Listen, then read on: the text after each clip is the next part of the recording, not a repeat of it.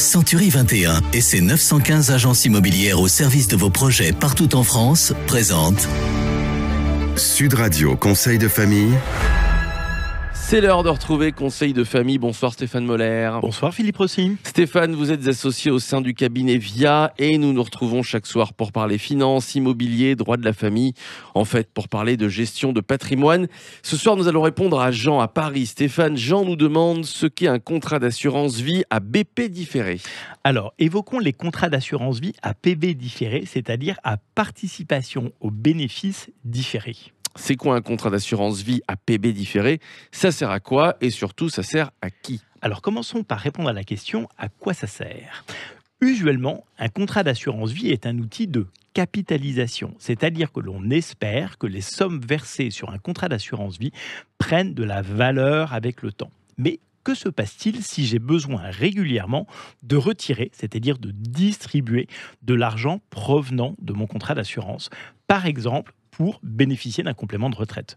Avec un contrat classique, je vais devoir payer de la fiscalité sur la plus-value à chaque retrait d'argent. Un contrat d'assurance vie à participation aux bénéfices différés sert à abaisser cette fiscalité. Donc, un contrat d'assurance vie à PB différé permet de retirer de l'argent chaque mois de mon contrat d'assurance vie sans fiscalité. Stéphane, comment ça marche? Eh bien, le contrat d'assurance vie à PB différé dispose de deux compartiments. En fait, c'est comme s'il avait deux comptes.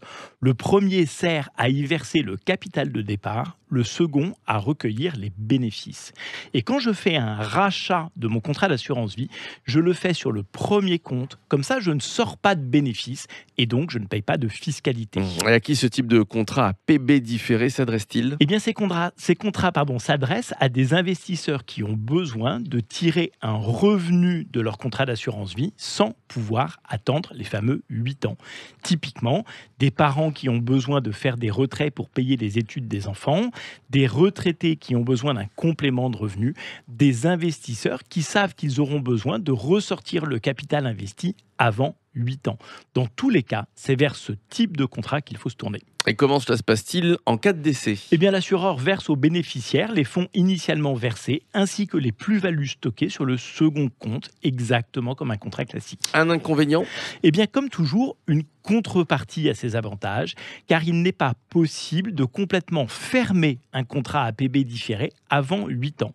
Je dois à minima laisser mes bénéfices placés sur mon compte BIS. Pendant les 8 premières années, je ne pourrai donc retirer que le capital initialement versé. Merci Stéphane pour votre éclairage. Conseil de famille à retrouver en podcast sur notre site sudradio.fr.